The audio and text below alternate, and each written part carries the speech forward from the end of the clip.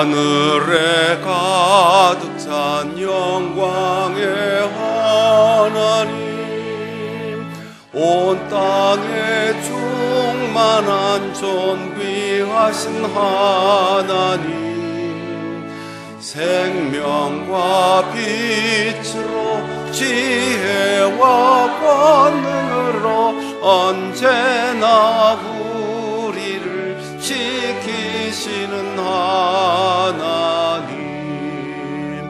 성부와 성자와 성령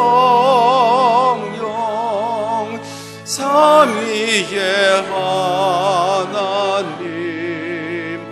우리 예배를 받아주시옵소서. 사랑이 넘치는 자비하신 하나님, 은혜가 풍성한 구원의 하나님, 참회의 심령에 평안을 주시옵고 죄악과 허물을 용서하여 주소서.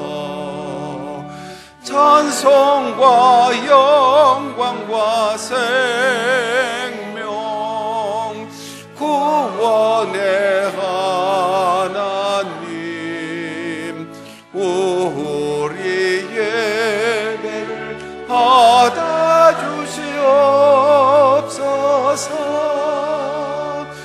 연약한 심령을 굳게 세워주시고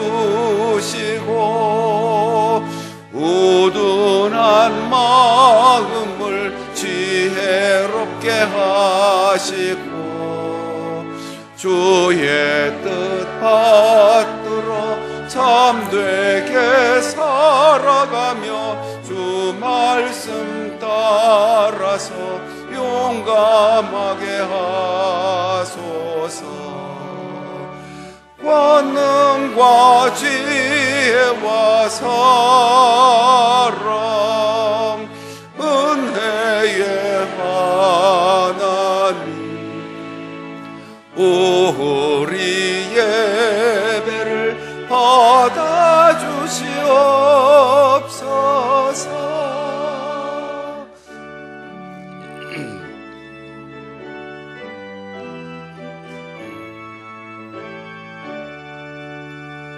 주 앞에 나올 때 우리 마음 기쁘고 그 말씀 힘되어 새 희망이 솟는다. 고난도 슬픔도 이기게 하시옵고 영원에 잇대어 살아가게 하소서. 우리의 사랑과 기쁨 생명의 하나님, 우리 예배를 받아주시옵소서.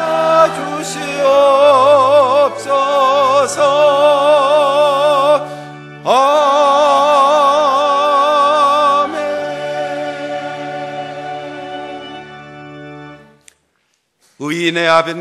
의인의 아비는 크게 즐거울 것이요 지혜로운 자식을 낳은 자는 그로 말미암아 즐거울 것이니라. 자녀들아 모든 일에 부모에게 순종하라.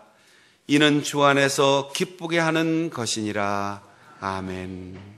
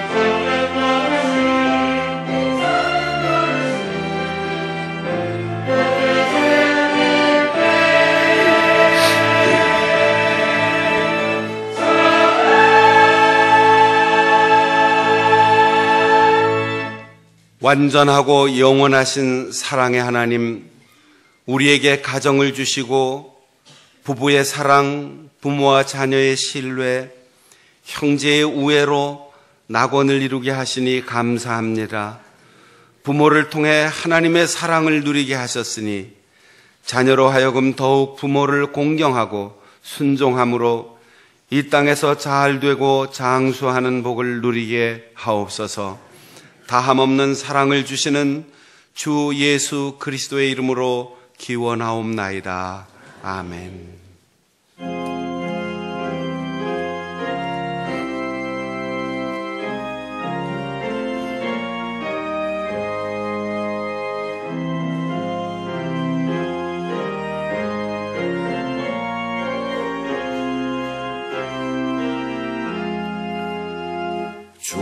우리 하나님 하늘에 계시니 온천하 만민 주 앞에 찬송하네.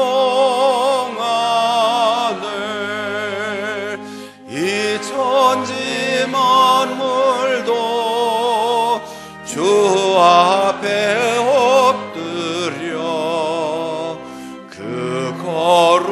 거룩하신 이름을 늘 높이네. 주 언약하신 곳 끝까지 지키니 저 하늘나라 향하여 곧 가리라. 주 얼굴 배울 때 내 마음이 기쁘고 영원히 주의 영광을 찬양하리. 왕의 왕 되신 주 하늘에 계시니 이 세상 죄악이 계신 구주 예수. 저 천군 천사들 중위하고서 무성도 함께 영원히 늘 섬기네.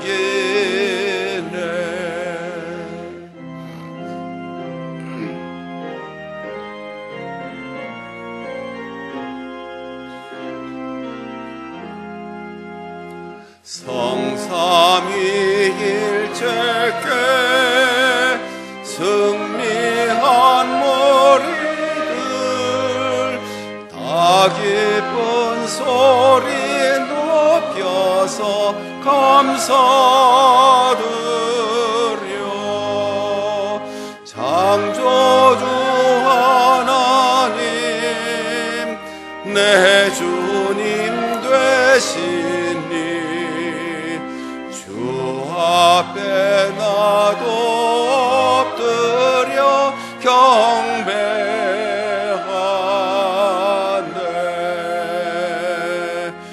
아멘.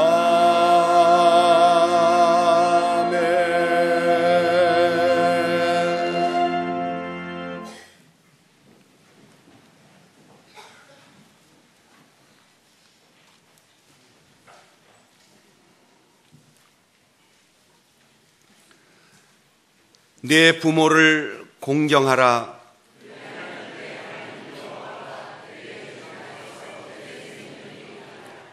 내 아들아, 네 아비의 훈계를 들으며 네 어미의 법을 떠나지 말라.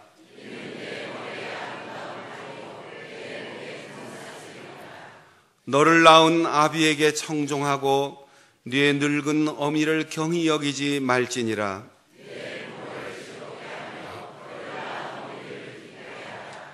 자녀들아, 주 안에서 너희 부모에게 순종하라. 이것이 옳으니라.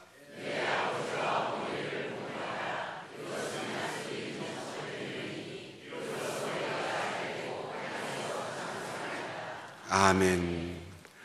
나는 전능하신 아버지 하나님 천지의 창조주를 믿습니다. 나는 그의 유일하신 아들 우리 주 예수 그리스도를 믿습니다. 그는 성령으로 잉태되어 동정녀 마리아에게서 나시고 본디오 빌라도에게 고난을 받아 십자가에 못 박혀 죽으시고 장사된 지 사흘 만에 죽은 자 가운데서 다시 살아나셨으며 하늘에 오르시어 전능하신 아버지 하나님 우편에 앉아 계시다가 거기로부터 살아있는 자와 죽은 자를 심판하러 오십니다. 나는 성령을 믿으며 거룩한 공교회와 성도의 교제와 죄를 용서받는 것과 몸의 부활과 영생을 믿습니다. 아멘.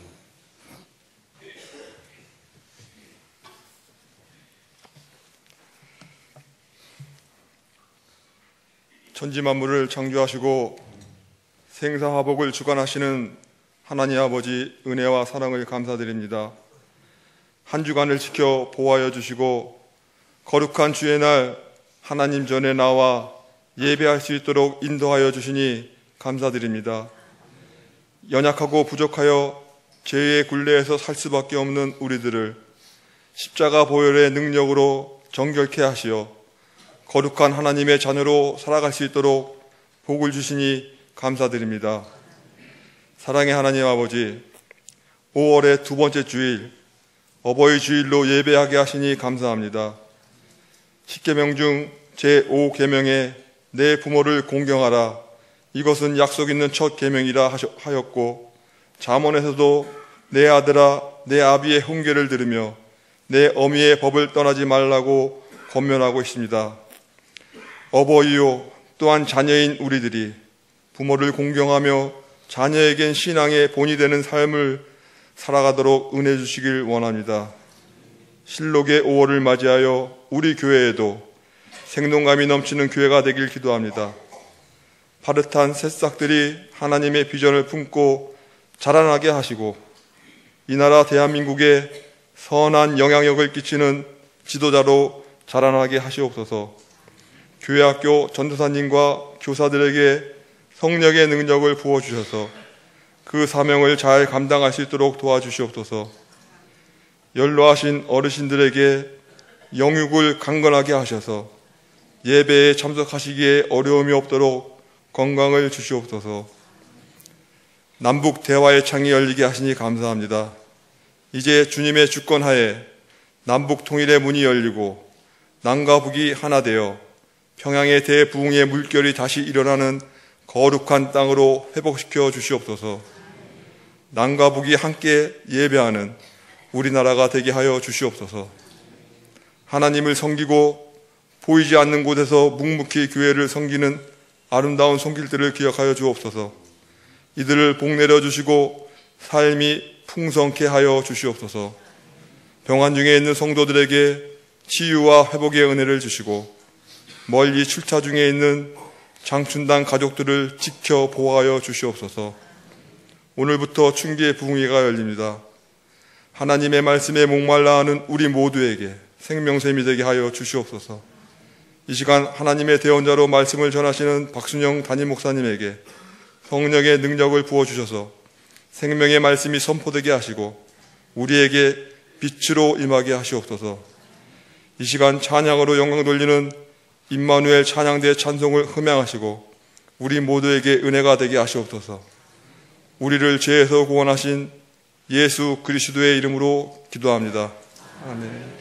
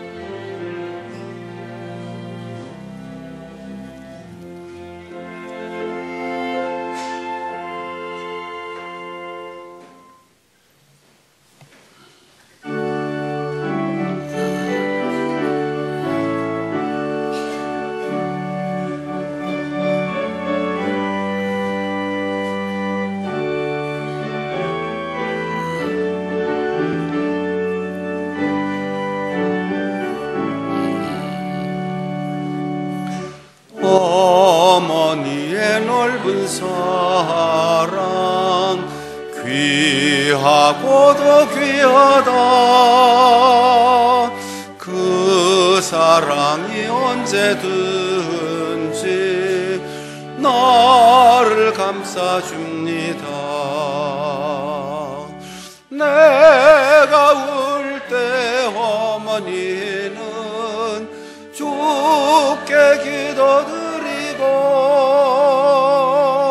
내가 기뻐 웃을 때에 찬송 부르십니다. 아침 저녁 읽으시던 어머니의 성경책, 손때남 구절마다 모습 본 듯합니다. 믿는 자는 누구든지 영생함을 얻으리. 들려주신 귀한 말씀 이제 힘이 됩니다. 홀로 누워 괴로울 때, 헤매다가 지칠 때 부르시던 찬송 소리 귀에 살아옵니다. 반석에서 샘물 나고 황무지에 꽃피니 예수님과 동행하면 두려울 것 없어라.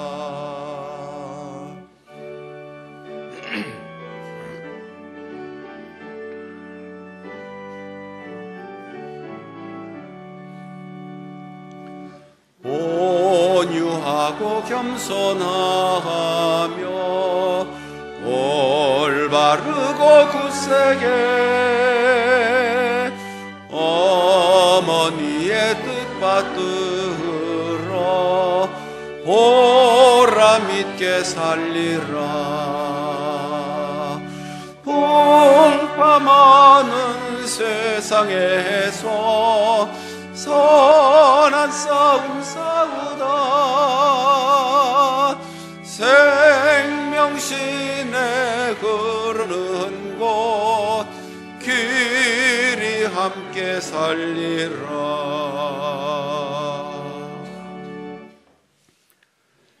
영원한 안식처이신 하나님 아버지, 하나님께서 우리에게 주신 은혜와 갖가지 선물들은 이루 다 헤아릴 수 없습니다.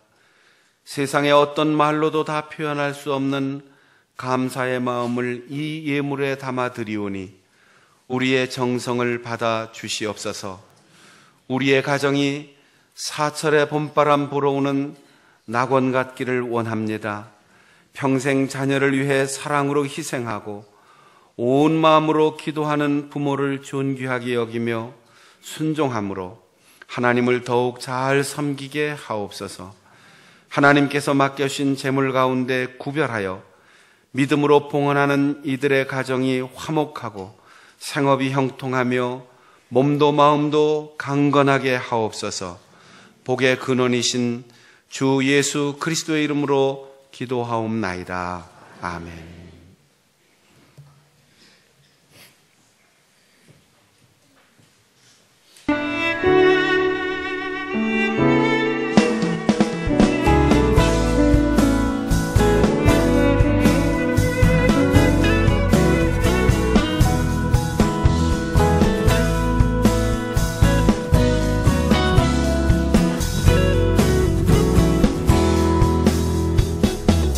여호와를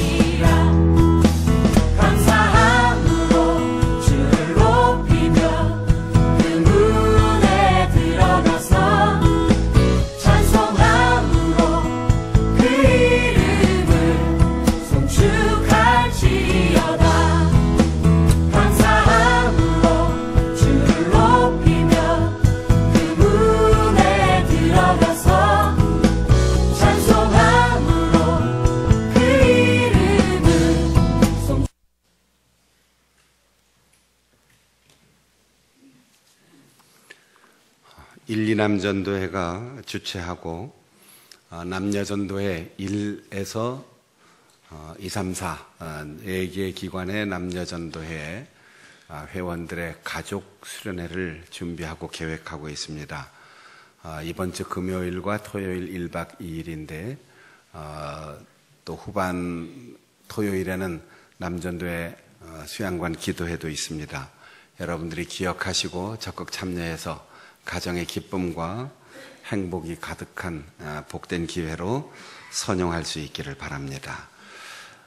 오늘부터 부흥성회를 시작합니다. 기도하는 믿음, 사랑의 기적 이런 주제로 주일인 오늘은 오후 3시 그리고 내일 월요일부터 수요일까지는 저녁 7시 오늘과 내일 이틀은 신촌교회를 담임하는 박노은 목사님 또 화요일과 수요일 이틀은 일산에 있는 로고스 교회를 담임하는 안성우 목사님 이렇게 강사로 오셔서 말씀 전해주시겠습니다. 가정의 달 온 가족들이 함께 모여서 부흥성회를 통해서 회복되고 또 새 힘 얻는 소중한 기회 될 수 있기를 바랍니다. 3부 예배 후에 5, 6, 7, 8, 9 각 여전도의 원래로 모입니다. 또 이번 주간에는 성경 통독 모임 화요기도회 수요일 낮 예배를 따로 모이지 않고 부흥회에 집중하기 위해서 그렇게 여러분에게 미리 알려드리니까 착오 없으시기 바라고 특별히 수요일에는 낮 예배 없이 저녁 예배로 다 같이 모여서 부흥회에 참석합니다. 금요 심야기도회 기관 특송 8, 9 남전도회 담당입니다. 화요일 대신방 5월 15일 가양 화곡구역 5월 17일 목요일엔 종암구역 5월 18일 금요일 성동 2구역입니다. 성로회 1일 수련회 역사 탐방 5월 18일 이번 주 금요일 여주를 다녀오는데 교회에서 오전 9시에 함께 출발합니다. 혼인예식 광고입니다. 김주현 장로님, 안혜리 권사님, 딸 김서영양, 임진성 군과 5월 26일 다음 주 토요일 오후 5시 사랑의 교회 미션센터 2층 언약채플실에서 혼인예식을 거행합니다. 축하해 주시고 또 축복해 주시기를 바랍니다. 서울중앙지방장로회에서 각 교회 청년들을 위한 릴리플라워 오프라인 행사 크리스찬 청년들 남녀 간의 만남을 주선하고 있습니다. 5월 19일 이번 주 토요일 오후 1시에서 6시 사이 신길교회에서 열게 되는데 우리 장로의 임원인 신현량 장로님께 문의하시고 우리 청년들이 오셔서 좋은 만남이 이루어질 수 있기를 바랍니다. 담임 목사인 저는 교단 해외 선교위원장의 1년간 사역의 직무를 잘 마치고 이번 주 금요일 정기총회를 통해서 이제 해선위원장의 직책을 내려놓습니다. 물론 우리 교회든 저든 해외 선교에 대한 열정과 사역은 계속하지만 1년 동안 선교사를 선발하고 훈련시키고 파송하고 또 재교육하고 위로하고 재파송하는 일에 헌신할 수 있도록 기도와 물질로 후원해 주시고 격려해 주시고 도와주신 우리 장로님들과 성도 여러분에게 깊은 감사를 드립니다.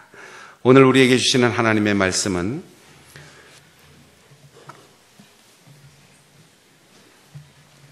신약성경 사도행전 제1장 21절에서 26절까지입니다.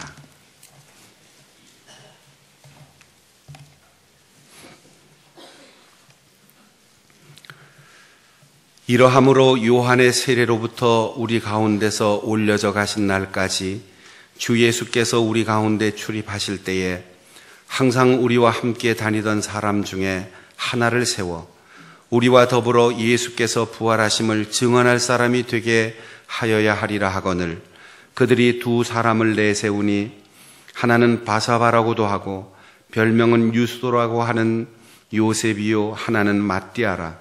그들이 기도하여 이르되 무사람의 마음을 아시는 주여 이 두 사람 중에 누가 주님께 택하신 바 되어 봉사와 및 사도의 언약을 대신할 자인지를 보이시옵소서. 유다는 이 직무를 버리고 제 곳으로 갔나이다 하고 제비뽑아 마띠아를 얻으니 그가 11사도의 수에 들어가니라. 아멘.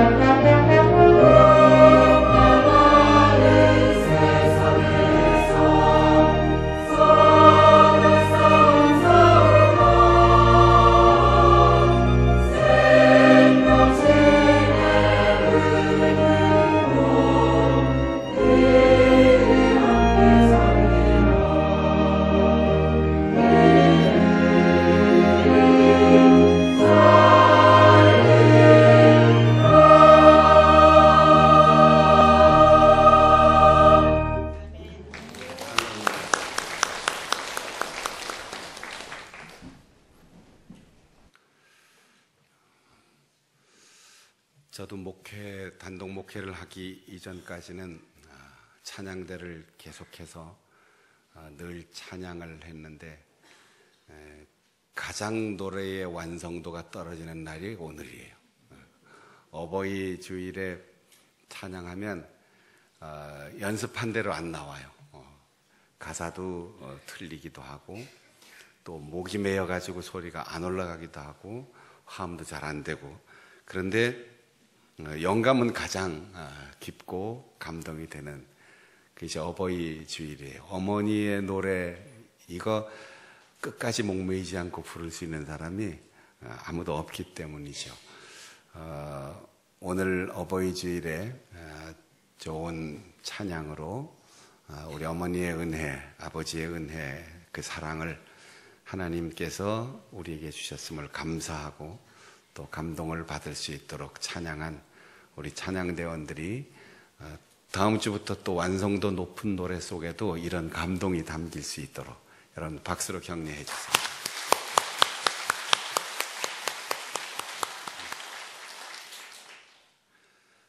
현대 사회는 많은 사람들의 의견 쪽을 적은 사람들이 따라가는 다수결의 원칙이 지배하는 사회입니다. 그래서 소수의 의견은 무시되기 일쑤이고 많은 사람들의 의견 속에 아주 적은 숫자의 사람들이 주장하는 것은 아무에게도 알려지지 않는 경우가 많이 있습니다.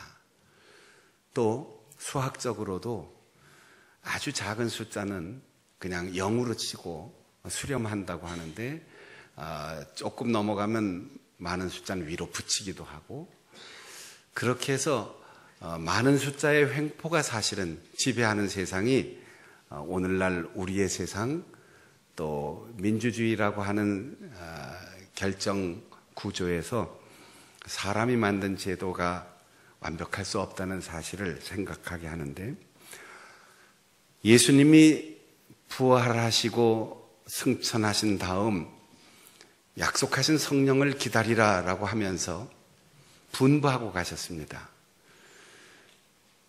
제자들 중 한 사람 가룟 유다는 스스로 목숨을 끊었고 11사람의 제자와 50명, 70명, 120명 이런 단위로 예수님을 아주 지근 거리에서 보자고 따라다니던 사람들이 다락방에 모여서 약속하신 성령이 강림하실 때까지 끊임없이 기도하였습니다. 오늘날 숫자의 개념으로 생각한다면 12분의 1, 10%도 안 되는 그 한 사람의 결혼은 그리 신경 쓸 일이 아닙니다. 11명만 해도 충분합니다. 한 사람이 빈자리 120문도가 있는데 50명, 70명, 120명 이런 든든하고 믿음직한 일꾼들이 있으면 그 모자라는 부분은 충분히 채울 수 있을 것입니다. 그런데 사도들은 그 한 사람의 비어있는 자리를 작은 숫자라고 11명이 그 한 사람의 몫을 대신할 수 있고 다 채울 수 있다고 생각하지 않았습니다. 기도하는 가운데 그 한 사람 가룟 유다의 위치와 역할에 합당한 사람을 뽑아서 12명을 채웠습니다. 결과적으로 그렇게 한 사람이 선택되고 임명되고 12명의 숫자가 찼을 때 어떤 일이 일어났습니까? 성령 강림, 성령 충만의 놀라운 사건이 일어났습니다. 우리가 좋은 향유나 음식이나 찌개나 국을 담을 때 제일 먼저 살펴보는 건 금이 가지 않았나 이게 살펴보는 거예요. 아무리 모양이 좋고 아무리 내용물이 좋아도 금이 가 있어서 조그만 틈이라도 나면 그 그릇은 쓸 수가 없어요. 12명의 제자 가운데 한 사람이 빠져난 그 자리는 반드시 보완하지 않으면 성령께서 기다리고 계시는데 하나님께서 성령을 충만히 부어주시려고 하는데 그 성령의 기름이 흘러나갈 수 있습니다. 다른 제자들이 아무리 자기의 직무에 충성하고 최선을 다하고 훌륭하게 감당해도 빈자리 빈 곳 틈은 누구도 메꿀 수가 없습니다. 그 한 사람을 보선하는 것으로 성령 강림하시고 성령 충만하시고 초대교회가 시작될 수 있는 준비가 갖춰졌다고 하는 것을 오늘 읽으면서 나는 상처 입고 깨어진 마음에 틈은 없는지, 부부 사이에 시험이 올 만한 그런 간격이 벌어지지 않았는지, 우리의 가정에 소홀히 여겨서 소외된 사람이 없는지, 확대된 큰 가정으로서 우리 교회가 사람과 사람 사이에 마음에 틈이 없는지, 서로의 거리감이 있지 않은지 돌아보면서 내 부족함이 무엇인가? 내가 상처 입고 깨어지고 찢어진 부분은 어딘가? 그것을 확인하고 이번 부흥성회를 통하여, 그리고 오늘 주일 예배를 통하여 여러분의 틈을 메꾸고 여러분이 건강하고 온전한 그릇이 되어 성령 충만해서 성령의 기름이 새어나가지 않고 가득 차고 위로 넘쳐 흐르는 성령의 사람, 능력의 사람으로 새롭게 출발할 수 있는 소중한 기회를 얻을 수 있기를 바랍니다. 그 한 사람의 빈 틈을 이렇게 표현했습니다. 유다는 제 곳으로 갔습니다. 우리말로 이 곳이라고 하는 건 장소를 의미하는데,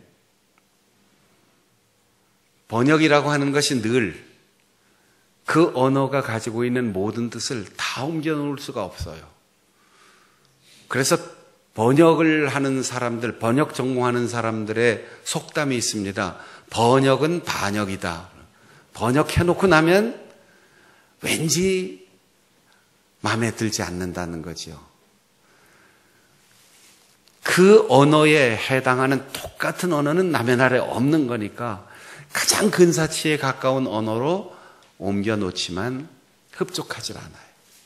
여기에 곳이라고 하는 말은 대표적으로 장소를 의미하지만 조건, 기회, 위치, 상태, 이걸 종합적으로 일컫는 말이었습니다.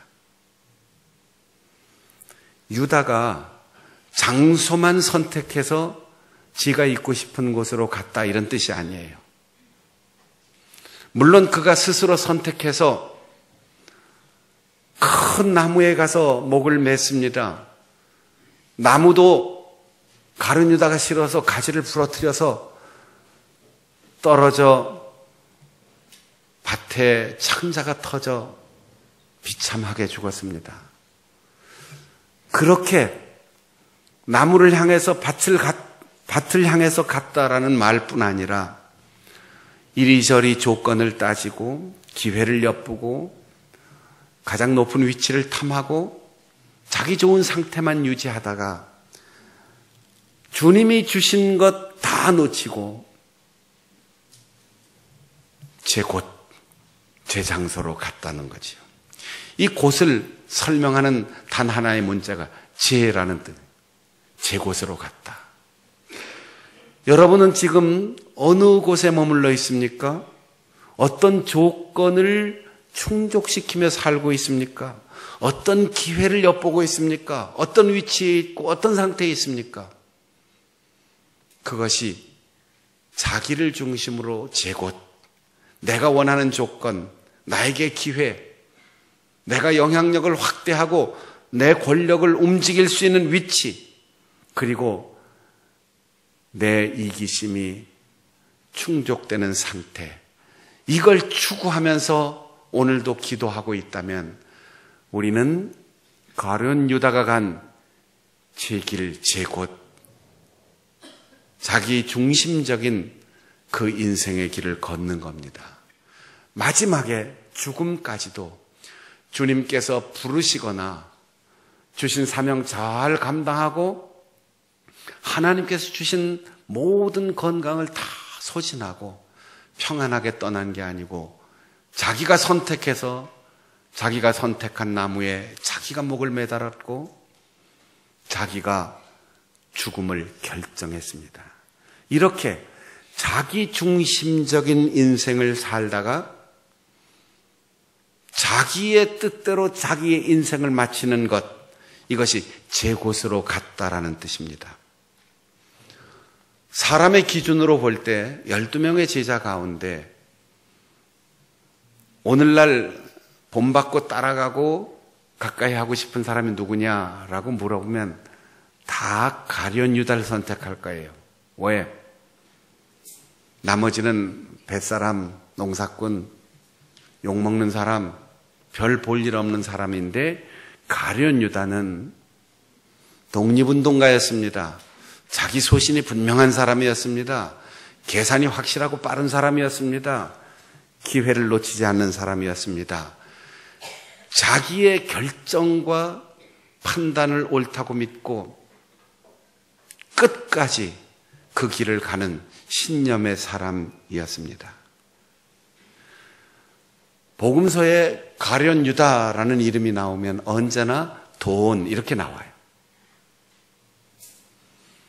여러분 오늘 깊이 자기 자신을 돌아보며 생각해 보십시오. 남들이 내 얘기할 때 뭐라고 얘기할까? 물론 내 앞에서는 다 좋은 얘기 하겠지요. 내 앞에서 나를 나쁘다고 얘기할 사람 누가 있겠어요? 그런데 아무개 아유 그 사람 뭐 일중독자, 돈만 밝히는 사람, 남들 무시하고 자기만 잘났다고 혼자 말하는 사람, 들어주지 않고 설명만 하는 사람, 욕심 많은 사람, 가는 데마다 다툼을 일으키는 사람, 이런 용어로 내 이름을 부른다면 우리는 가룟 유다와 같은 인생을 사는 겁니다. 아, 그분은 생각만 해도 마음이 편하네. 교회에서 그분과 마주치면 눈빛만 주고받아도 참 위로가 되고 격려가 돼. 그분은 가진 것 있으면 누구인게 주고 싶어 하고, 난 그분만 만나면 한마디 툭 던지고 지나가는데 아유 힘이 되고 위로가 된다고. 이런 사람으로 살아가야 된다는 거죠. 주님이 중심이 되고 사명이 중심이 되고 상대방을 배려하는 마음을 가진 인생을 살아가야 하는데 가룟 유다는 언제나 자기가 중심이었습니다. 그가 결국 자기 뜻대로 자기의 선택에 의해서 자기 식대로 목숨을 끊었습니다. 그 자리를 대신할 사람을 선택하는데 기준이 있어요. 요한의 세례로부터 주님이 승천하신 날까지 예수님의 공생의 3년 동안 항상 우리와 함께한 사람, 이 사람이 12명도 더 됩니다. 100명도 더 됩니다. 그 사람들 중에, 그러니까 자격을 갖춘 사람은 많아요. 그 중에 모든 성도들로 하여금 두 사람을 기쁨으로 천거하게 했어요. 그러면 이번에 자리는 하나뿐인데 누구를 결정해야 할까요? 오늘날 우리 같으면 그러잖아요. 투표합시다. 담임 목사님이 알아서 결정하시지요. 선임 장로님이 결정하시지요. 베드로가 결정하지 않았습니다. 11사람의 사도가 투표하지 않았습니다. 두 사람 다 훌륭하고 이 두 사람 아닌 사람도 자격을 갖춘 많은 사람들이 있지만 성도들이 기쁘게 두 사람을 청구했습니다. 사람의 마음을 아시는 주님, 주님의 마음에 누가 합당하게 쓰임 받겠습니까? 이걸 물었던 거예요. 여러분, 우리가 왜 주일마다 교회 옵니까? 왜 와서 성경을 읽고 찬송하고 기도합니까? 왜 부흥회에 참석하고 기도원을 찾아갑니까? 하나님을 설득하려는 게 아니고 주님께 명령하기 위한 소통이 아니라 주님 어떻게 할까요? 물어보러 가는 거예요. 우리는 묻는 게 없어요.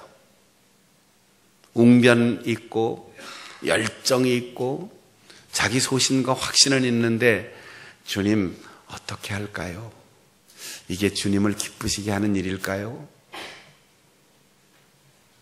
하나님의 뜻에 합당할까요? 이걸 물어봐야지 된다고요. 그 주님의 뜻을 묻고 기도하는 가운데 제비를 뽑았습니다. 마띠아가 선택됐는데 하나님 앞에 이렇게 기도했습니다. 우리가 제비를 뽑아 우리의 손을 주님께서 붙드시고 사람을 선택할 텐데 3년 공생애 동안 우리와 같이 다니던 좋은 신실한 일꾼들 많습니다. 그 가운데 뽑히는 사람 봉사의 직무를 맡기려고 합니다. 여러분, 사도의 직무가 권력을 갖는 게 아니에요. 영향력을 행사하는 게 아니에요. 무슨 이익이나 즐거움을 얻는 게 아닙니다. 섬기는 일이에요. 도와주는 사람이에요. 서비스맨이에요. 남들에게 유익한 결과를 가져오기 위하여 헌신하는 사람입니다. 세신자보다 세례를 받을 때 더 낮아져야 되죠. 추첨해서 제비를 뽑아서 마띠아를 얻었다라고 했는데 이 얻었다라는 말이 우리 한국 사람들이 읽으면 또 이익이 생겼구나, 손아귀에 쥐었구나, 수입이 늘었구나 이렇게 읽는데 헬라 말에는 떨어졌다, 엎드려졌다 이렇게 되어 있어요.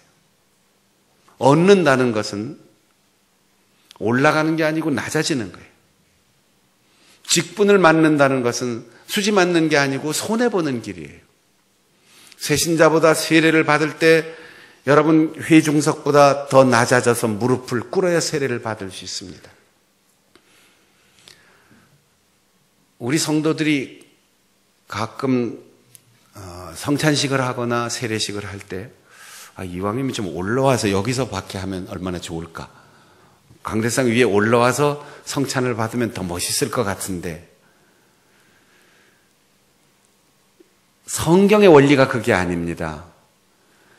세례는 반드시 바닥에서 받게 돼 있어요. 성찬도 올라와서 받는 게 아니고 가지고 내려가게 돼 있어요. 이걸 모르면 그냥 엉뚱한 상상을 하게 되는 거지요. 예수님도 세례 받을 때 요단강 밑바닥까지 낮아지셨습니다. 세례를 받을 때 무릎을 꿇고 집례하는 사람이 내려갑니다. 하늘의 은혜는 내려오는 거예요. 성찬을 받을 때도 하늘 영광 보좌를 버리시고 이 땅에 내려오신 주님의 살이 내려가는 거예요. 그래서 집례자가 내려가서 집례하는 겁니다. 평신도 이름 없는 직분 없는 신자였다가 집사님이 되면 더 낮아지고 더 희생하는 봉사의 길을 가는 겁니다.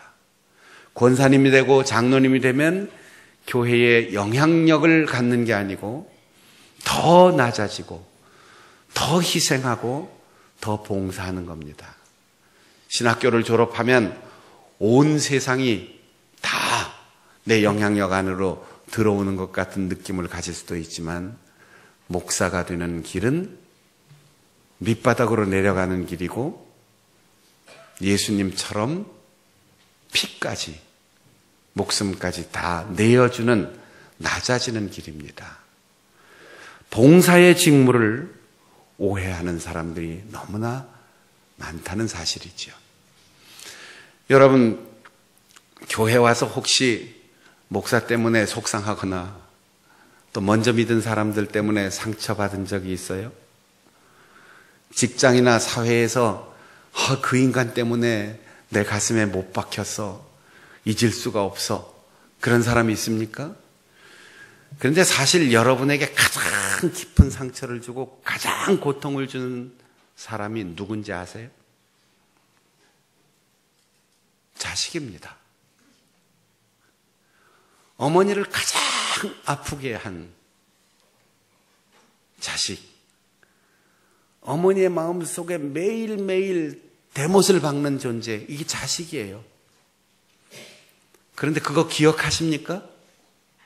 우리 어머니들 애 낳았을 때 그 고통 기억하십니까? 그거 기억하면 애를 또 낳겠어요? 잊어버려요. 모진 말 자식에게 들으면 그게 상처가 돼서 오래오래 남아야 되는데 또 잊어버리니까 그저 또 뭐 갖다 주고 도와주고 끊임없이 퍼주는 거예요. 이 마음이 하나님께서 우리에게 아담과 하와로부터 물려받은 죄성과 동시에 이 사랑의 마음이 있기에 인간에게 소망이 있는 거지요. 오늘 한 남자와 한 여자가 결혼하면 그 두 사람을 통해서 한 아이가 출생하고 둘이 출생하고 그 아이들을 통해서 새로운 가정을 이루면 번성해 나가고 이렇게 숫자를 헤아리면 아이를 많이 낳으면 한 3대쯤 되면 대형 버스 하나 대절해야 가족 수련회를 할 수 있어요. 그런데 이걸 거꾸로 계산해 본 분이 있습니다. 내가 오늘 있기까지 하나님께서 우리 아버지와 어머니를 한 처녀와 총각으로 만나게 하시고 그 두 사람의 삶을 섭리해서 내가 있게 했는데, 만약 우리 부모님이 요즘 젊은이들처럼 난 자식 낳는 거 포기할 거야, 나 결혼 안 할 거야 이러면 오늘 내가 있겠냐. 부모님은 부부가 되기로 결심하고 자식을 낳기로 결심하고 선택하는 순간 자신들의 것을 다 내려놓고 포기하는 거예요. 그래야 부모가 될 수 있죠. 이걸 거슬러 올라가니까 나 때문에 하나님이 두 사람을 만나게 하시고 그 두 분을 부부되게 하기 위해서 그 위에 또 아버지 어머니가 있고 그 위에 또 아버지 어머니가 있고 10대를 거슬러 올라가니까 10대 한 400년 동안 하나님이 1024명의 인생을 섭리해서 오늘 나 하나가 태어났다는 거예요. 30대를 거슬러 올라가면 1200년 거슬러 올라가면 10억 명의 인생이 복잡하게 얽혀서 오늘 나 하나가 태어났다는 거죠. 자식을 얻어서 무슨 영화를 보겠습니까? 그런데 아버지 되기를 선택하고 어머니 되기를 결심하고 자식을 낳기로 선택하고 결정하고 자식을 갖는 것은 부모님이 자신의 꿈과 자신의 야망과 욕심을 다 버리고 이제부터는 희생하며 살겠다고 하는 결정을 실행하는 첫 단계인 거죠. 이게 부모의 마음입니다. 충청도 한 도시에 딸을 계속 6을 낳은 부부가 있었어요. 계속 딸 이렇게 6을 낳았는데 7번째 아들을 낳았어요. 7번째 아들을 낳으니까 너무 좋아가지고 교회 목사님한테 가서 목사님, 우리 7번째 아들 낳습니다. 그랬더니 그 담임 목사님이 에이, 박 장로가 무슨 아들을 낳아? 아들 낳았어요. 그리고 그 밑에 또 한 아들을 낳아서 8자녀를 낳았는데 맨 끝으로 아들 2을 낳았어요. 얼마나 기뻤겠습니까? 아들을 낳아서 기쁜 게 아니고 하나님께서 그렇게 자녀를 주었는데 그분은 두 내외가 보자기에다가 보따리 해서 여기저기 다니면서 장사해서 겨우겨우 먹고 사는 아주 가난한 부부였습니다. 애기 첫돌이 됐어요. 첫돌이라고 그 가난하던 시절이지만 지금부터 한 40여 년 전 얘기인데 친척들 이웃에서 축하한다고 선물이 왔습니다. 그래서 돌반지, 금반지, 은반지 이런 것들을 한 움큼 손에 줄 만큼 선물을 받았는데 그때 그 교회가 저 강 건너 청주 쪽, 청원 쪽에 지교회를 개척하면서 교회를 건축했어요. 이 장로님이 가서 벽돌을 찍고 마를 때까지 매일 물을 주고 그렇게 몸으로 봉사하면서도 교회 건축 재정이 모자라니까 아들한테 물어보지도 않고 첫 돌에 받은 금반지를 몽땅 건축헌금으로 헌금을 했어요. 아들은 이제 돌 지났으니까 잘 모르겠지요. 뭐가 뭔지. 금인지 은인지 모르겠지요. 몽땅 갖다 바쳤어요. 6딸도 하나님께서 딸 부자라고 놀림 받았는데 진짜 부자 딸들이 됐고, 아들 둘을 키우면서 그 장로님이 입버릇처럼 하도 공부를 잘하니까 우리 아들 공부 잘하는데 두 녀석 다 뭘 해도 좋겠고, 그런데 목사만은 안 시켰으면 좋겠다. 그리고 의사도 안 시키겠다. 제가 부목사로 있을 때 얘기인데 물어봤죠. 장로님, 남들은 다 신학교 보낸다 그러고 공부 잘하면 의사 시킨다 그러는데 왜 목사하고 의사는 안 시킵니까? 내가 살면서 보니까 인생에 제일 굳은 일 많이 하고 제일 힘든 게 목사하고 의사더라. 그러니까 다른 거 했으면 좋겠어. 그런데 큰아들은 목사가 됐어요. 그리고 오늘 오후에 강사로 올 겁니다. 첫돌배기에 아들의 금반지를 하나님이 다 받으셨는데 그냥 계시겠어요. 우리 교단에 그 명부 주소 쭉 명단이 나오면 항상 1번에 있는 교회 담임 목사가 됐지요. 둘째, 막내 아들은 의사가 됐어요. 그래서 양평에서 개업하고 재활의학과 의사를 하고 있는데, 하나님이 기도를 들어주시기도 하지만 그렇게 안 들어주시기도 하더라고요. 하나님 아버지를 사랑하는 마음으로 헌신하며 살아가라고 우리에게 직분을 준 겁니다. 그러면 우리가 재산 하나 물려주지 않아도 아이들의 건강과 앞날을 위해서 구체적으로 이건 안 됩니다, 이리로 가야 됩니다, 이렇게 기도해도 하나님은 가장 선하고 좋은 길로 인도해 주십니다.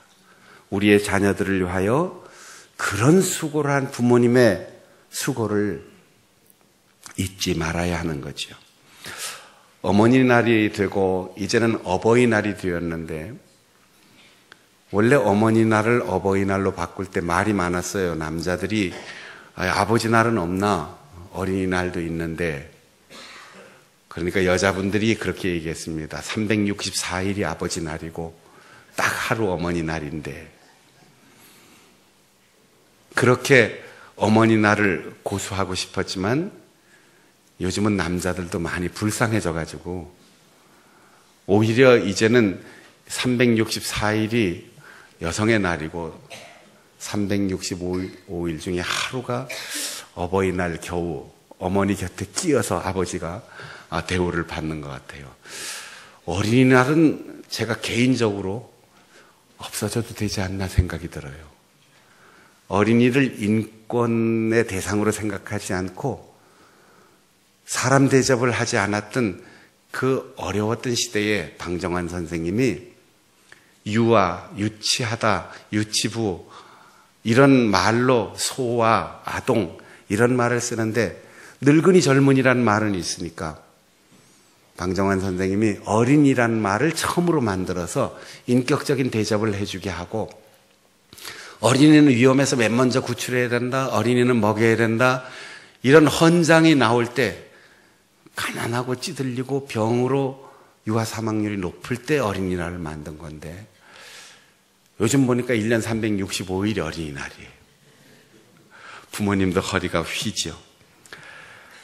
어머니날, 어버이날이 되면 우리가 많이 부르는 노래가 있습니다. 나실 때 괴로움 다 잊으시고 기르실 때 밤낮으로 애쓰는 마음. 이건 이제 가곡인데, 오늘 우리가 찬양대도 하고 우리도 불렀던 노래는 찬송가로 어머니의 넓은 사랑, 귀하고도 귀하다 찬송가가 있어요. 이걸 제일 많이 부르죠. 사실 나실 때 괴로움 다 잊으시고 하는 이 노래는 양주동 박사님이 가사를 썼는데 이흥열 선생님이 곡을 붙였고 그 가사 내용이 아주 깊은 의미를 담고 있지만 그 근원이 불교적이에요. 불교의 불설부모 은준경이라고 하는 경전이 있는데 거기에 부모님의 10가지 은혜를 이렇게 얘기했습니다. 불설부모 은준경 첫 번째 회탐수호은 몸에 나를 잉태하여 보호해 주신 은혜. 임산수고은 나를 낳으실 때 고통을 마다 안으신 은혜. 생자망우은 자식을 낳은 뒤 근심 고통 모두 잊어버리시는 은혜. 인고토감은 쓴 것은 삼키고 단 것은 뱉어 나를 먹여주신 은혜. 회건취습은 진자리 마른 자리 가려주신 은혜. 유포양육은 젖 먹이고 길러주신 은혜. 세탁부정은 깨끗하지 않은 것은 씻어주신 은혜. 원행억념은 멀리 떠나면 돌아오도록 걱정해 주시는 은혜. 위조악업은 자식을 위해 굳은 일 마다하지 않으신 은혜. 구경연민은 자식을 위한 은정은 끝이 없으신 은혜. 이 불교적 가르침에서 나온 노래 가사입니다. 그런데 우리가 크리스찬들이 잊어버린 노래가 있어요. 이 가곡 스타일의 불교적 기원을 가진 노래와 우리가 찬송가에 들어있는 이 어머니의 은혜 노래가 있고 50년대에 어린이 찬송가에 들어가 있는 동요 스타일의 어머니 은혜 노래가 있는데 이것이 널리 알려지면서 당시 국민학교 교과서에까지 들어갔어요. 그런데 3절을 싹 빼고 1, 2절만 넣어가지고 3절을 사람들이 잘 모릅니다. 이 노래는 윤춘병 목사님, 감리교회 감독을 지내셨던 윤춘병 목사님이 피난 내려와서 혼자 살던 가운데 어머니를 그리면서 곡을 쓰고 우리나라 음악계에서 크리스찬으로서 오랫동안 봉사하시다가 미국에서 목사가 되신 박재훈 선생님이 곡을 붙였는데 윤춘병 목사님이 월남할 때 피난 내려올 때 곧 돌아갈 줄 알고 내려왔는데 어머니가 동구박까지 나와서 언제 올 거야 그러면서 보내주었지만 6.25 전쟁 이후 아무도 다시 고향으로 돌아가지 못했죠. 몸이 몹시 아파 정말 죽을 병이 걸려서 앓는 중에 어머니가 그리웠어요. 그리고 창밖으로 하늘을 이렇게 올려다보면서 그 높고 푸른 하늘을 바라보다가 그래 하늘이 높아도 하늘보다 더 높은 어머니의 은혜가 있구나. 그걸 생각하면서 글을 적은 거죠. 3절은 교과서에 실리지 못했지만 1, 2절이 널리 알려졌고 요즘 나실 때 괴로움이라는 가곡 스타일의 노래에 다 밀려서 잊어버렸는데 오늘 이 노래를 한번 어린이 찬송가에 실렸던 이 노래를 한번 불러보려고 합니다. 높고 높은 하늘이라 말들 하지만 나는 높은 게 또 하나 있지. 낳으시고 기르시는 어버이 은혜 푸른 하늘 그보다도 높은 것 같아. 1, 2절 우리 다 같이 부르시고 3절은 어버이날 특송으로 담임 목사가 부르겠습니다.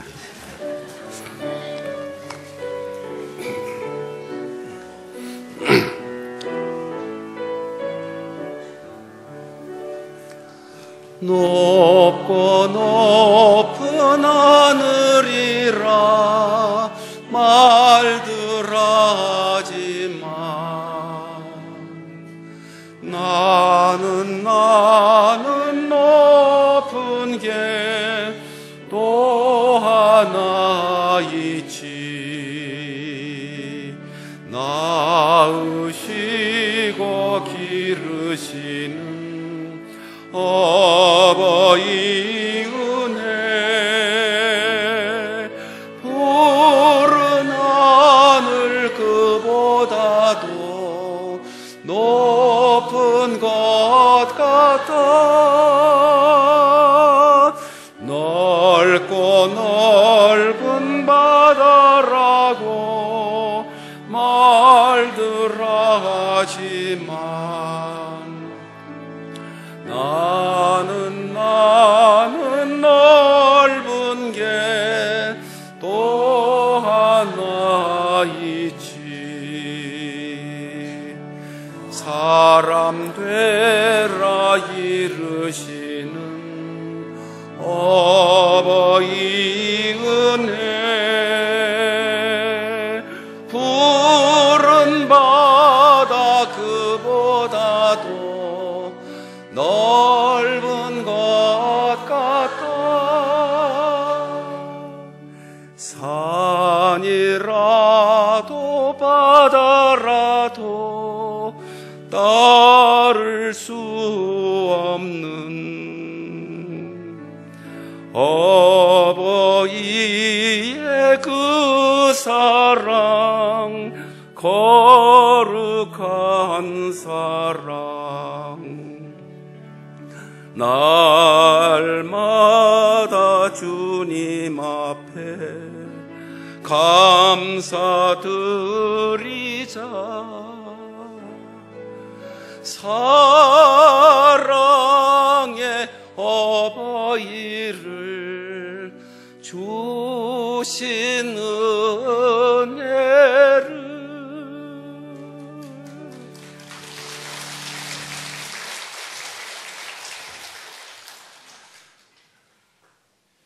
혹시 아버지, 어머니 때문에 서운한 거 있으십니까? 아버지를 내 아버지로 보지 말고 어머니를 내 어머니로, 내가 태어난 이후부터의 관계로 생각하지 말고 그분의 인생 전체를 보세요. 남편이 되고 아내가 되기를 결심하는 그 순간부터 나를 낳고 아버지, 어머니가 된 그 순간부터 포기해야 하고 희생해야 하고 참아야 하고 끝까지 기다려야 하는 그 아버지의 어머니의 마음을 그분들의 인생 전체로 놓고 보면 부모님에게 서운할 게 하나도 없을 거예요. 우리의 아버지도 한때는 소년이었습니다. 우리 어머니도 한때는 꿈 많은 소녀였습니다. 그런데 우리는 아버지로만 보지요. 어머니로만 보지요. 그분들이 버리고 포기하고 희생한 숨겨진 많은 날들의 고통을 우리는 헤아리지 못하지요. 부모님도 외롭습니다. 어딜 그렇게 쏘다니니? 이 말은 간섭하려는 게 아니고 너하고 조금 더 같이 있고 싶어, 이 얘기예요. 부모님도 하고 싶은 일이 있습니다. 우리는 부모님께 언제나 나 뭐 할래? 도와주세요. 이것만 요구하며 인생을 살아왔는데 아버지 뭐 하고 싶으세요? 어머니 뭐 하고 싶으세요? 이렇게 물어볼 수 있을 때 자식은 성숙한 겁니다. 저희 집 막내가 임시직으로 취직해갖고 어디 가서 알바를 하고 한 달 월급을 타더니 그 돈을 꼭 붙들고 안 쓰더라고요. 야, 돈 좀 써라 그랬더니 이거 얼마나 힘들게 번 돈인데. 부모님도 힘들게 돈 벌었어야 돼요. 힘들게 살아왔어요. 그런데 자녀들은 부모님은 언제나 손 내밀면 줄 수 있는 사람이라고 생각했지요. 부모님도 상처받습니다. 표현하지 않을 뿐이지요. 난 엄마처럼 살지 않을 거야. 아버지가 나에게 해준 게 뭐가 있어? 그 말 한마디가 평생 지울 수 없는 가슴에 대못처럼 상처가 나고 박히는데 아버지 어머니는 그걸 표현하지 않습니다. 그리고 기억하지 않습니다. 아버지 어머니가 기뻐할 수 있는 그런 말을 하고 살아야 되죠. 나 크면서 아빠 때문에 상처받았어. 엄마 때문에 내가 얼마나 속상해낸 줄 알아? 그러지만 자식이 부모에게 준 그 아픔과 수많은 세월 일이 다 헤아릴 수 없는 그 상처를 준 거 자식들은 모르죠. 부모님도 아픕니다. 자식에게 아프다 소리를 하지 못하기 때문이죠. 그런데 부모님은 자식이 아픈 것이 내가 아픈 것보다 더 아파요. 자식이 아프다면 모든 일을 다 제쳐놓고 쫓아가는 부모님, 그러나 부모가 아프고 힘들고 누워있어도 핑계가 많은 자녀가 아닙니까? 우리 부모님도 아프다, 그거 기억하시고 무슨 일을 하든지 어떤 결정을 하든지 초대교회는 하나님의 마음에 어떤 것이 계십니까?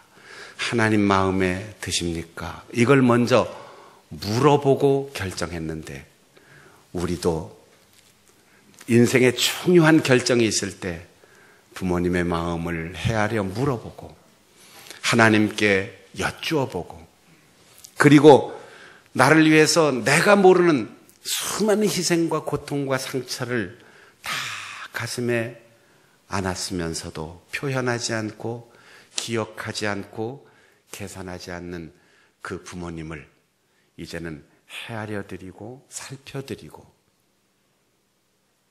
격려해드리고 위로해드릴 수 있는 우리 성도들이 되시기를 바랍니다. 기도하겠습니다. 우리 함께 통성으로 기도할 때에 자기중심적으로 살다가 가룟 유다처럼 잃은 자 되지 않게 하시고 언제나 하나님의 뜻을 묻고 부모님을 존중함으로 하나님 앞에 헌신하는 얻은 자 되게 하여 주옵소서. 그렇게 통성으로 기도하겠습니다. 하나님 아버지 감사합니다. 우리로 하여금 잃은 자 되지 않도록 가르쳐 주시고 깨우쳐 주시고 붙들어 주시니 감사드립니다. 자기 중심으로 살지 않고 말씀 중심, 하나님 중심으로 살게 하시고 내가 알지 못하는 긴 인고의 세월 동안 나를 위하여 포기하고 참고 기다려준 부모님의 그 인생 전체를 보면서 이제 우리가 부모님을 더 소중하게 여기고 하늘처럼 높은 그 사랑과 그 은혜를 기억하며 부모님을 헤아려 살필 수 있는 성숙한 자녀들 되게 하여 주옵소서. 하나님 아버지, 우리는 자신의 경험과 지식과 경력이 충분하다고 생각했고 자기중심적으로 선택하며 결정하며 판단하며 살아왔음을 고백합니다. 그러나 나 때문에 인생의 중요한 목표들을 다 포기하고 나 때문에 즐거웠던 시간들을 다 내려놓고 희생하며 말없이 묵묵히 믿어주고 기다려주고 희생한 부모님들의 인생 전체를 바라보면서 부모님의 마음을 헤아릴 수 있는 성숙한 자녀들 되게 하여 주시고 무엇보다도 하나님께 묻고 기도하며 살아갈 수 있는 우리들 되게 하여 주옵소서. 오늘부터 시작되는 부흥성회를 통하여 내 인생을 향하신 하나님의 뜻을 묻고 하나님의 응답을 듣게 하시고 또 귀한 말씀을 전하는 사자들을 주의 능력의 손으로 붙들어 주셔서 그 말씀을 통하여 우리가 새로워질 수 있도록 은혜를 베풀어 주옵소서. 예수님의 이름으로 기도하옵나이다. 아멘.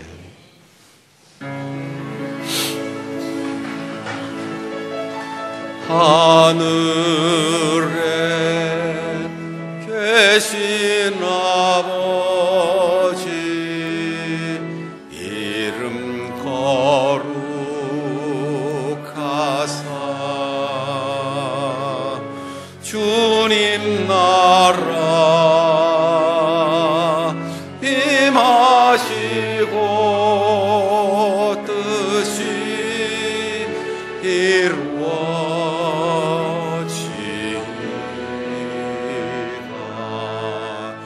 일용할 양식 주시고 우리들의 큰 죄 다 용서하옵시고 또 시험에 들게 마시고 악에서 구원하소서. 대개 주의 나라 주의 권세 주의 영원히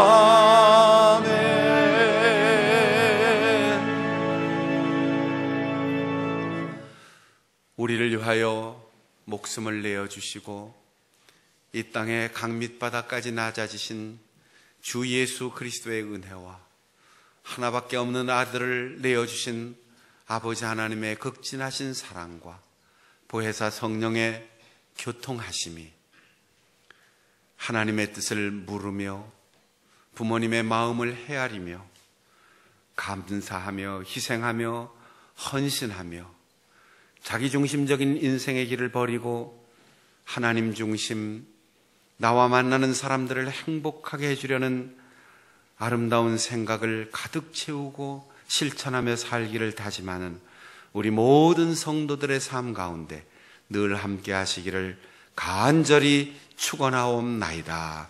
아멘.